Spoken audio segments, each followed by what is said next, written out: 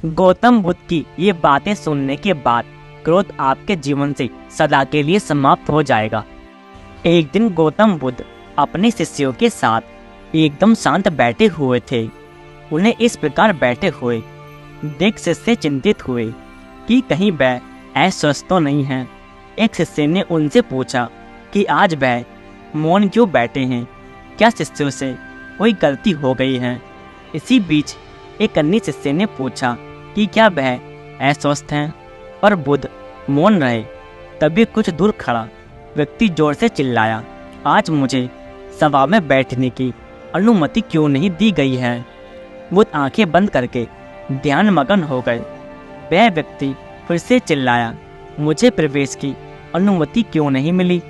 इसी बीच एक उदास शिष्य ने उसका पक्ष लेते हुए कहा कि उसे सभा में आने की अनुमति प्रदान की जाए। बुद्ध ने आंखें खोली और बोले, नहीं, वह अछूत है, उसे आज्ञा नहीं दी जा सकती। यह सुनकर शिष्यों को बड़ा आश्चर्य हुआ। बुद्ध उनके मन का भाव समझ गए और बोले, हाँ, वह अछूत है। इस पर कई शिष्य बोले, हमारे आश्रम में जात पात का कोई भेद ही नहीं, फिर वह अछूत कैसे हो गया। तब बुद्ध ने समझाया, आज वह क्रोधित होकर आया है। क्रोध से जीवन की एकाग्रता भंग होती है। क्रोधी व्यक्ति प्रायः मानसिक हिंसा कर बैठता है, इसलिए जब तक वह क्रोध में रहता है तब तक अछूत होता है। इसलिए उसे कुछ समय एकांत में खड़े रहना चाहिए। क्रोधित शिष्य भी बुद्ध की बातें सुन रहा था।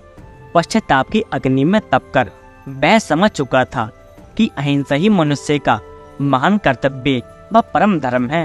वह बुद्ध के चरणों में गिर पड़ा और कभी क्रोध न करने का प्रण लिया। आशय यह है कि क्रोध के कारण व्यक्ति अनर्थ कर बैठता है और पश्चाताप उसे बाद में होता है। इसका कोई लाभ नहीं मिलता। इसलिए हमें क्रोध नहीं करना चाहिए। असल मायने में क्रोधित व्यक्ति अछूत हो जाता है और उसे अकेला छोड़ देना चाहिए। क्रोध करने से तन, मन और धन तीनों की हानि होती है। क्रोध से ज़्यादा हानिकारक कोई और वस्तु नहीं है।